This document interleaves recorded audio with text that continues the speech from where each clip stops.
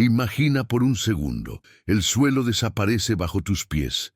El mundo luminoso y cálido de la sabana africana es reemplazado instantáneamente por una oscuridad absoluta, fría y sofocante. Toneladas de tierra roja caen sobre ti, comprimiendo tu pecho, inmovilizando tus miembros, tapando tu boca antes de que puedas siquiera gritar pidiendo auxilio. Estás vivo, consciente, pero estás enterrado a metros de profundidad. Esta no es una escena de una película de terror. Fue exactamente esto lo que le sucedió al padre Antonio Fernández en una tarde polvorienta en el sur de Sudán. Por lógica humana, por la medicina, por las leyes de la física, aquella debería ser su tumba. No había forma de salir. No había aire suficiente para más de unos minutos desesperantes, pero lo que nadie en aquella remota aldea sabía, ni siquiera el propio padre, a pesar de todas las advertencias que recibió, es que aquella fosa no había sido cavada para la muerte.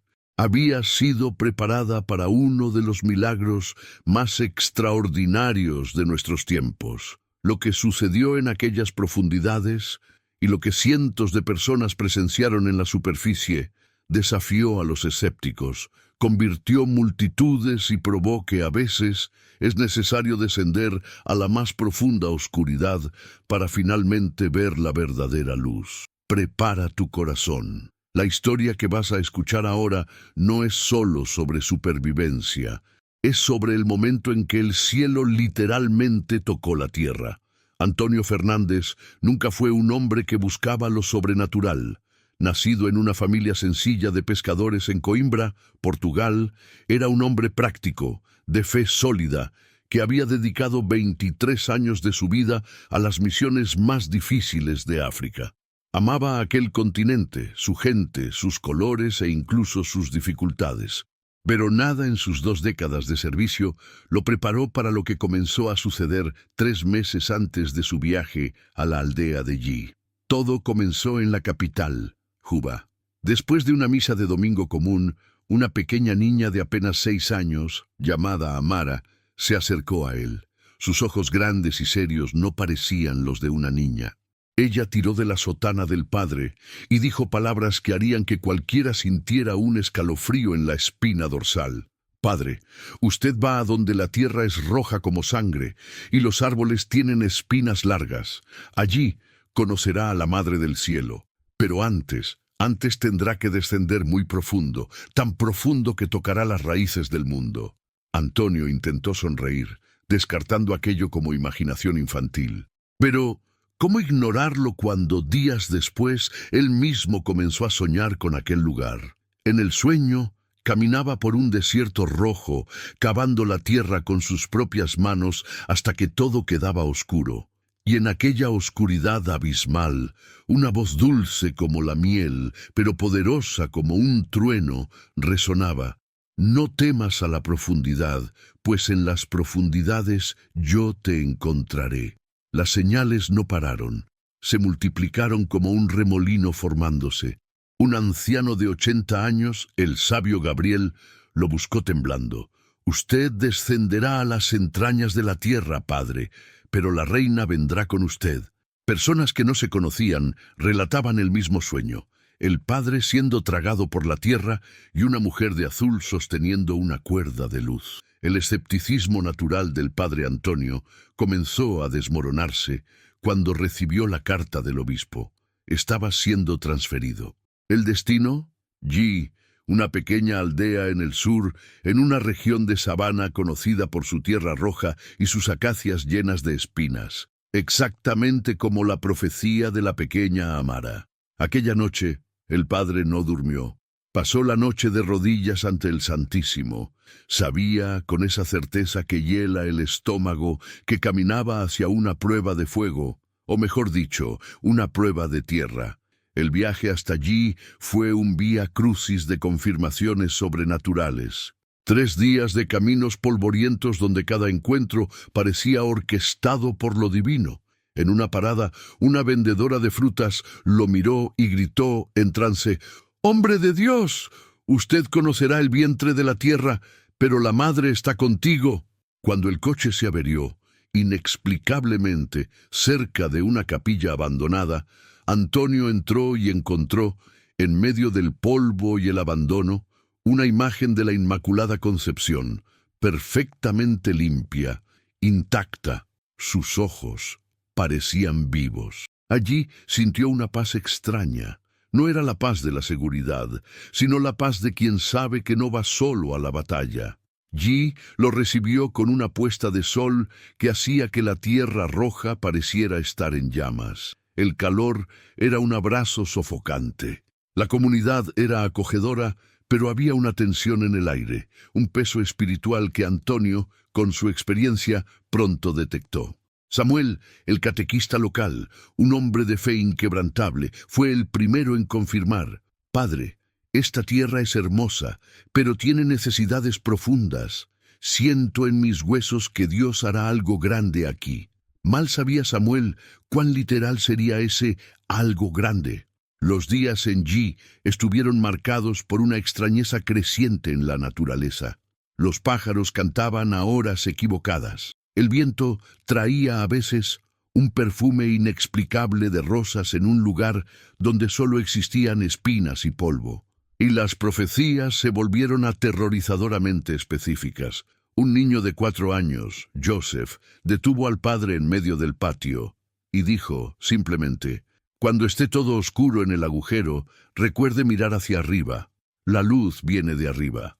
Una señora llamada Miriam contó que su abuela fallecida apareció en sueños diciendo que el padre portugués sería enterrado para que muchos pudieran creer. Enterrado. La palabra flotaba sobre Antonio como una sentencia. Sentía el miedo humano, el sudor frío en las madrugadas, pero su fe lo mantenía firme. «Hágase tu voluntad», repetía, sin saber el precio que esa oración cobraría. Al 6.º día, la tensión alcanzó su punto máximo. Durante la misa, una ráfaga de viento repentina apagó todas las velas del altar, trayendo nuevamente aquel perfume de rosas. Era el presagio. Esa tarde, un grupo de hombres liderados por David vino a llamar al padre con urgencia.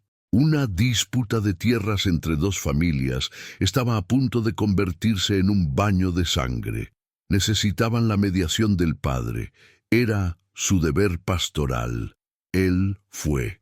Mientras caminaba bajo el sol abrasador del mediodía, a través de aquellos árboles espinosos que tanto había visto en sueños, Antonio sintió que el aire se volvía denso. Era difícil respirar. Cada paso parecía pesado. Llegaron al lugar de la disputa. Los ánimos estaban exaltados, gritos, amenazas. El padre se adelantó, levantando las manos, pidiendo paz en nombre de Cristo. Fue entonces cuando sucedió, sin aviso, sin sonido previo. El suelo bajo los pies del padre Antonio simplemente cedió. Fue un crujido sordo, seguido por el caos. Sintió que la gravedad tiraba de él con violencia. El mundo azul y rojo de la superficie desapareció en un instante, reemplazado por una caída vertiginosa hacia la oscuridad. Había caído en un pozo antiguo, abandonado y mal tapado, cuya estructura podrida finalmente había colapsado bajo su peso. Y entonces el terror real comenzó. La tierra de los bordes del pozo, desestabilizada, comenzó a derrumbarse sobre él. Toneladas de suelo rojo, piedras y polvo cayeron como una avalancha, enterrándolo vivo. Oscuridad, no la oscuridad de la noche, que siempre tiene alguna estrella o reflejo. Era una oscuridad sólida, pesada, absoluta. El padre Antonio intentó moverse. La tierra lo comprimía por todos lados como un molde de concreto húmedo. Intentó gritar, pero la tierra entró en su boca. El pánico, instintivo y brutal, se apoderó de él. Estaba enterrado vivo. La peor pesadilla de la humanidad le estaba sucediendo a él. Sus pulmones ardían. El aire en aquel espacio minúsculo se estaba acabando rápidamente. Podía sentir su corazón latiendo descompasado contra las costillas comprimidas. El pensamiento vino claro y terrible. Es aquí donde muero. Así es como termina. Pero en medio de aquel terror sofocante, una voz infantil resonó en su memoria. Cuando estés en el agujero oscuro, recuerda mirar hacia arriba. No podía mover la cabeza, pero miró hacia arriba con su alma, en el límite de la conciencia cuando el cerebro comenzaba a fallar por la falta de oxígeno y puntos luminosos bailaban en su visión. Oró. No una oración compleja de sacerdote, sino el grito simple de un hijo. Jesús, María, José, recibid mi alma. Mientras tanto, en la superficie, el caos era total. La disputa fue olvidada instantáneamente. Los hombres que antes querían matarse, ahora cavaban juntos, desesperados, con las manos desnudas, rompiéndose las uñas en la tierra dura. Samuel, el catequista, llegó corriendo. Más personas venían de la aldea. El agujero era profundo e inestable. Cada vez que sacaban tierra, más tierra se deslizaba hacia adentro. Era una carrera contra el tiempo que sabían que estaban perdiendo. Pasó 1 hora, 2. El llanto comenzó a reemplazar la esperanza. Ya se fue, murmuraban algunos. Nadie sobrevive a esto. Pero Sara, una anciana de oración, se mantuvo firme al borde del abismo. Cerró los ojos y dijo con una autoridad que silenció los lamentos: Él está vivo, pero la pala no basta. Necesitamos cavar con la oración, ahora. Y en las profundidades, cuando el padre Antonio dio su último suspiro consciente, el milagro comenzó. No fue una alucinación de la muerte, fue real. En aquella oscuridad compacta, una luz comenzó a brotar. No venía de arriba, venía de dentro de la tierra, una luz azul, suave, celestial, y con ella el perfume, aquel mismo perfume de rosas, ahora tan intenso que parecía ser la única cosa respirable allí abajo. La tierra no desapareció, pero la presión desapareció. Era como si estuviera envuelto en una burbuja sagrada. Y entonces la vio, Nuestra Señora, allí, a metros de profundidad, en medio de la suciedad y la muerte inminente. Era indescriptiblemente hermosa, radiante, con un manto azul salpicado de estrellas vivas. Su mirada no era de lástima, era de una ternura poderosa, una fuerza maternal que podría mover montañas. Ella no necesitó mover los labios. Su voz resonó directamente en el corazón del padre, tan real como el suelo que lo atrapaba. No temas, yo estoy contigo. Este momento fue preparado para que la gloria de mi hijo sea revelada. El padre, paralizado, sintió su mano tocar la suya, un toque espiritual que tuvo efectos físicos inmediatos. Una corriente eléctrica de vida recorrió su cuerpo. Sus pulmones, antes colapsados, se llenaron de un aire puro, fresco, como el aire de la cima de una montaña, allí mismo, debajo de la tierra. Su corazón volvió a latir con fuerza. Estaba siendo mantenido vivo por aparatos divinos. Ahora entiendes, dijo ella sonriendo, que es en las tinieblas más profundas donde mi luz brilla más fuerte. En la superficie, el sol comenzaba a ponerse, tiñendo el cielo de sangre.